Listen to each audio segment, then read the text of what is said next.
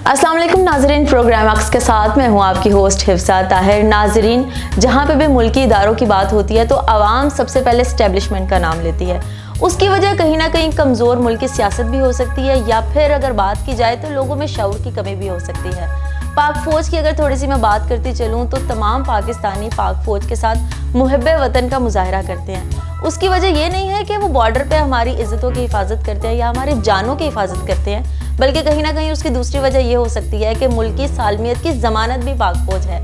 आज हमने retired general साहब को अपने प्रोग्राम में मदऊ किया है, यहाँ पे तशरीफ़ रखते हैं। आइए उनसे गुफ्तगू का आगाज़ करते हैं। जनरल साहब, मुझे ये बताएं कि पाक फ़ौज के मुतालिक आप कुछ बताना पसंद करेंगे? देखें, पहले मैं आपके नाजरीन को ये बता दूं कि हमारी फौज के होते हुए कोई भी दुश्मन हमारे मुल्क की तरफ मैली आंख से नहीं देख सकता। जी, तो इसीलिए तो पाक फ़ौज दुनिया की सबसे दिलेर और तरबियत याफ्ता फ़ौज मानी जाती है। मुझे फख्र है कि मैंने इस फौज में रहकर अपने मुल्क की खिदमत की है और हम अरबों की प्रॉपर्टी और पैसे के मालिक हैं। किसकी जरूरत हुई ऐसी बात करने की? कैसी बात? मैंने तो कुछ नहीं कहा। ये मर्दाना आवाज थी। जनरल साहब, ये ज़मीर की आवाज थी। मैं इधर इस आईने में मौजूद हूं। तुम इस आईने के पीछे छुपे हुए हो। सर, ये लुकिंग ग्लास है और इसके पीछे तो कोई भी नहीं है। कुछ है तो सही। खैर, मैं इसे देख लूंगा। जनरल साहब, आपने इस फौज के साथ अपनी पूरी जिंदगी गुजारी है। मुझे ये बताएं कि आप कैसा महसूस करते हैं? और शुरू में मुश्किलात पेश आती हैं, फिर वक्त गुजरने के साथ हालात ठीक हो जाते हैं। शुरू में सलूट मारने पड़ते हैं और बाद में इन्हें सलूट किया जाता है। और ये तो हर महकमे में होता है। जी, क्या होता है? क्या होता है?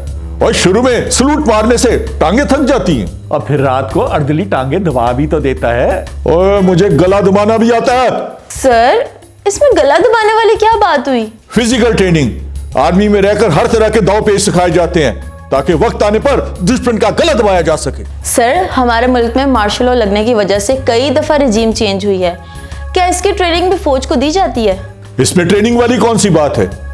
जब सियासी हुकूमतों से मुल्क को खतरा हो तो फौज को मैदान में उतरना पड़ता है। और फिर नाचते कूदते 10 साल गुजर जाते हैं। जब तक निजाम सीधे रास्ते पे ना आ जाए तो हमें मजबूरन हुकूमत संभालनी पड़ती है। सर, ये निजाम को सीधे रास्ते पे लाने से आपका क्या मतलब? बदनज़मी, करप्शन और मुआशी बदहाली वगैरह। तौबा! अरे तुम खुद करप्शन की बात कर रहे हो। सर, अगर आपकी बात दुरुस्त है तो हमारा मुल्क माशियात के हवाले से दुनिया के बदतरीन मुमालिक में क्यों शुमार होता है? इसका इल्जाम फौज को नहीं बल्कि सियासी लेजेंड्स को दें जिन्होंने हर तरफ लूट मचा रखी है। और खुद दूध के नहाए हुए हो।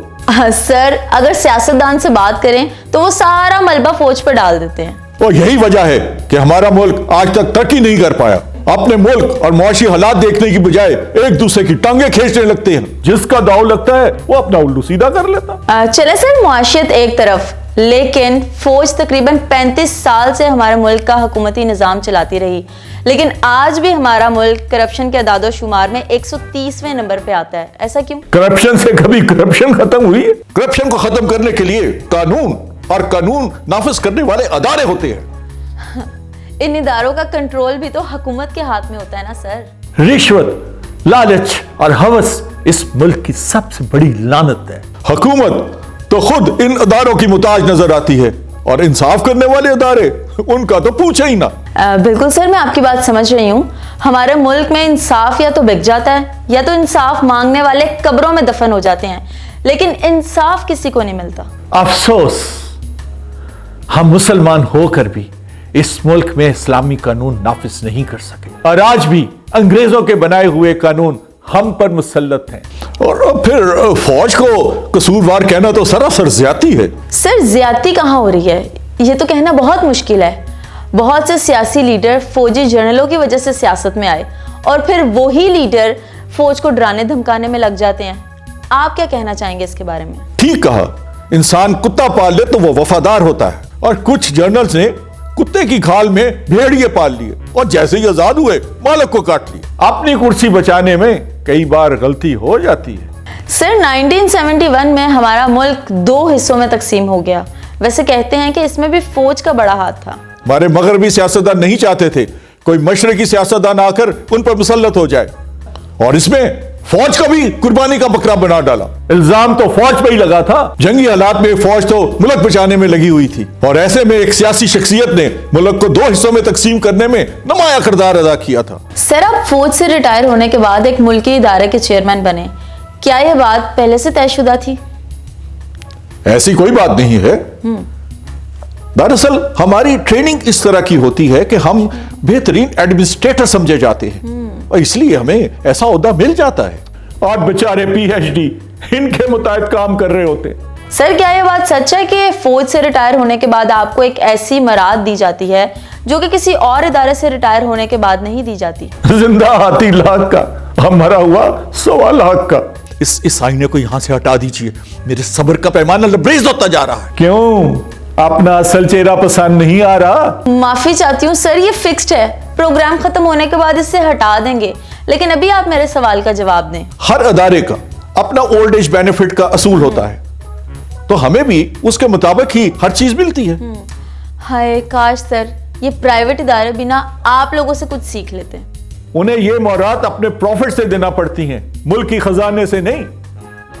हम सरहदों पर अपनी जान की बाजी लगा देते हैं, हमारा कुछ तो हक होता है।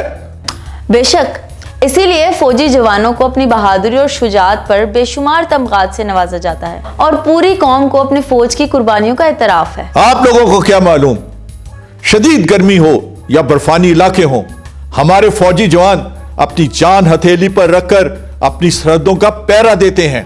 सर, निचले ओहदों के जो फौजी हैं वो सख्ती झेलते हैं, लेकिन बड़ी सीटों के जो ओहदेदारान होते हैं वो आहिस्ता आहिस्ता अनफिट होने लगते हैं और फिर इनके पेट नजर आने लगते हैं। हर बड़ा अफसर नीचे से होकर ऊपर वाले ओहदे तक पहुंचता है। सर, हमारे हर बड़े शहरों में फौजियों की रिहायशी कॉलोनियां बनी हुई हैं, लेकिन वहां पे फौजी कम और सिविलियन ज्यादा रहते हैं। फौजियों को सस्ते दामों प्लॉट्स की अलॉटमेंट होती है और वो उसे बेचकर सिविलियन से अच्छा खासा प्रॉफिट कमा लेते हैं। और हर फौजी का हक है कि रिटायरमेंट के बाद वो अपनी जिंदगी आराम और सुकून से गुजारे।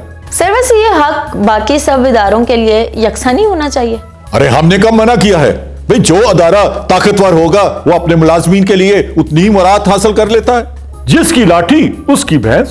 सर, अब तो रिटायर्ड जर्नल्स वगैरह सोशल मीडिया पर और मेन स्ट्रीम चैनल्स के ऊपर एज ए सियासी तज्जियाकार देखे जाते हैं। देखें, हम सिर्फ फौजी ही नहीं, पाकिस्तानी शहरी भी हैं और फिर सियासत और फौज का तो चोली दामन का साथ है। मुल्क की ज़र मुबादला से बैरून मुल्क जायदादें खरीदने वाला अपने आप को पाकिस्तानी शहरी कहलाने का हकदार नहीं। सर, गैर मुल्की कर्जे लेने में फौजी हुकूमतों का क्या रोल रहा है?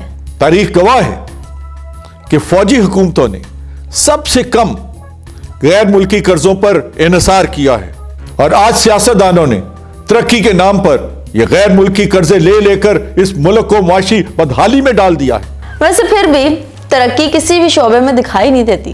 कर्जों की रकम से ये लोग कमीशन और किकबैक्स वसूल करते रहे और इसी करप्शन की वजह से मुल्क तरक्की की बजाय सिर्फ लायबिलिटी बढ़ाता रहा। तुम्हारी जुबान को ज्यादा नहीं जलने लगी? सर, मैंने आपको क्या कह दिया? भाई तुम पूछो ना पूछो, लेकिन आज यहां पर मेरे हाथों एक जरूर मरेगा। नाजरीन, जनरल साहब ने अपने जाओ जिलाल में आ गए, इससे पहले ये मेरा कत्ल कर दें या किसी और का कत्ल कर दें। मुझे दीजिए इजाजत, फिर मिलेंगे एक नए प्रोग्राम में अक्स के साथ। अपनी होस्ट को इजाजत दीजिए। अल्लाह हाफिज। माफ